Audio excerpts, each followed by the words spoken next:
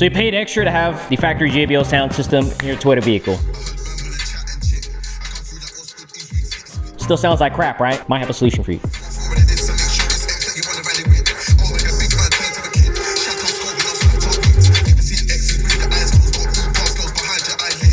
But what if I showed you a better plug and play way that maintains all your factory controls and everything? You don't have to change out your speakers, remove your door panels, add in the speakers, right? All that labor work, cut it out. It's a plug and play solution, installed seamlessly behind the factory radio. I'll show you guys how to do it very easily. Watch this. All right guys, first thing, when you guys begin, make sure you guys have a thick blanket or towel handy. Just place it over your interior, that way you don't damage anything. And second off, the first panel we're gonna remove is this first thin plastic panel here. It's just all being held in by clips. And this piece does extend all the way to your tachometer or like dash odometer screen here. So I'm gonna use a thin plastic panel removal tool to kind of pull this up. It's all being held in by these clips here.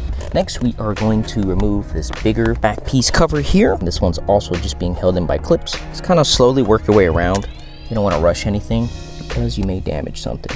Here's what the clips kind of look like. So this will give you an idea of where the pressure points are and where it's all being held in by, okay? Next off, if you want to take a look back here, there's going to be two 10mm bolts, two on each side, and there's going to be two exact same ones on the passenger side. And quick tip guys, if you guys haven't already, make sure you guys use magnetic sockets, okay? These things are absolute lifesavers, so that way you don't drop any of your screws or anything that you remove. Invest in some of your tools.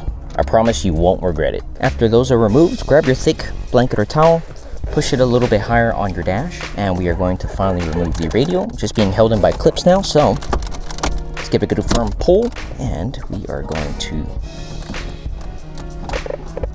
raise it because, pay attention guys, the reason why you want to raise the head unit first is because of these strong metal clips, okay?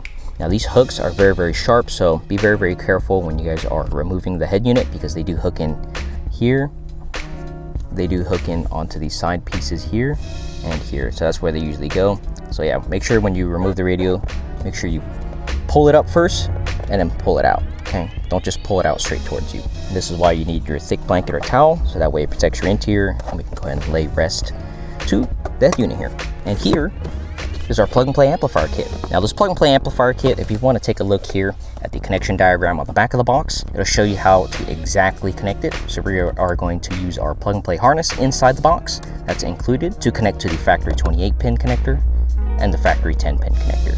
Let me show you guys how it's done. All right, to get to the factory 10 and 28 pin connector, it's actually going to be this gray connector here and this black connector right next to it. Now I'm only referring to the colors because that's what it's actually on this car. It might actually be a different color for your car. Regardless, it's actually going to be these two connectors, okay? Doesn't matter the color. I'm only saying it just so you guys get a visual reference. All right, let's go ahead and start off by removing the gray 28 pin connector. And to remove this, you can't just pull it. Listen up guys, okay? You can't just pull this connector to remove it. You need to push down on this release tab here where my finger is and then pull out afterwards. And never pull by the wires guys, always pull by the connector itself. So push down here and pull it out. And we'll do the same exact thing with this black 10 pin connector, but to get easier access, let's go ahead and remove this brown and this black connector up top here. We'll do the same exact thing. The release tab is right up top here. Push down and pull out. Get those out of the way. And we'll do the same thing with this black connector here. Next, let's grab our plug and play wiring harness here. And listen up guys, pay attention. This is very, very important. Now on our harness, see the female side? See how it has these pins? Before you install it, make sure that these pins are always straight, okay? And we always ship them out straight. But I want you guys to double check our work. So make sure that these are straight. And when you guys connect this connector to the factory connector, make sure it also goes in straight, okay? You never want to connect it sort of at like an angle, or you don't want to force it in, okay? Because if you force it in, that means one of these pins are not making contact and you might end up with an error code, your reverse camera might not work, or simply your amp won't work either, okay? So make sure that these pins go in straight and they click and lock in, like so, okay? And then the other side will connect back to the factory radio. And you guys think that this is in, but it's actually not in, okay? Make sure you push it all the way in and you hear the click. You guys think this is in? Let me know in the comments. I'll give you guys 2 seconds to comment down below if it's in or not. Well, guess what? It's not in. Now it's in. Make sure you guys always listen for the click. We'll do the same exact thing with the black 10 pin connector we just removed. All right. And then the other side will go to the factory harness. Make sure it clicks in. And that's it guys. All that's left is our gray and white pin connector. Now if you take a look, there's only 2 connection ports here, and this is where the gray connector goes, and this is where the white connector goes. Now I've already pre-applied some foam tape, which is also included in the plug and play amplifier kit, and this is used to help reduce rattling and things like that when we mount the amplifier behind your dashboard. And if you take a look here, there is a front and rear gain adjustment knob, and for this Prius with JBL, we recommend the front gain knob about the 1 o'clock position and the rear gain at the default position. But feel free to plug this in, listen to some music while the head unit's still out, and adjust the gain knobs to your liking. And take note guys, even though there are 2 pairs of RCAs, these are not RCA outputs, these are RCA inputs for an additional media player such as an MP3 device or a CD player. So just remember that the ENA 2T3 does not have RCA outputs, these are RCA inputs. If you guys are looking to add in a subwoofer or an additional amp, please check out our ENA 3T3 amplifier. That one does include RCA outputs, or if you're only using speaker wires, you can always purchase our BH10 speaker wire harness, and the BH10 speaker wire harness will connect to this black 10-pin connector here behind the factory radio and give you speaker wire inputs for an additional amp or subwoofer or additional speakers. And if you guys are curious about any of the products I just mentioned, feel free to leave a comment down below or check out the product links in the description below, and hopefully that'll answer some of your questions. Let's go ahead and grab our gray and white connector. Pretty easy, self-explanatory. Gray to gray and white to white. And make sure they always click in. Now before we go ahead and wrap everything up, let's go ahead and make sure that the black and brown connector go back to their places. Next, let's go ahead and mount our amplifier. Now if you take a look where my hand is going, there's actually going to be a very tight cavity all the way right here.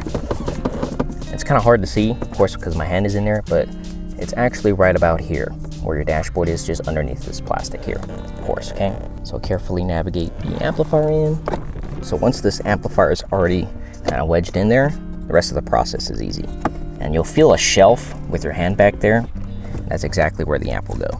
Alrighty, after you mount the amplifier, let's go ahead and reverse order everything we just did. Now this one may be a little bit tricky, but as long as all the clip holes are all aligned, you can give it a good firm push. And this side will also clip in as well, okay? Thank you, thank you. Got some donuts. Anyways, that's it guys. So we got donuts and we got some good music. Let's eat and listen to see what it sounds like.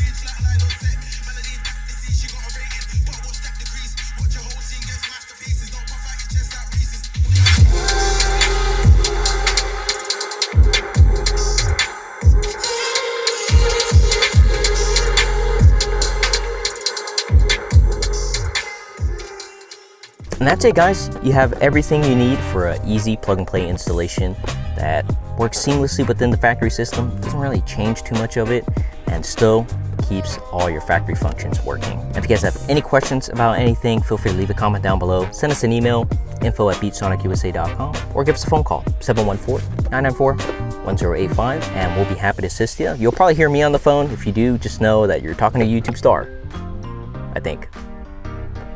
Only if you guys subscribe, you'll make me a star. But we'll see you guys next time, and bye.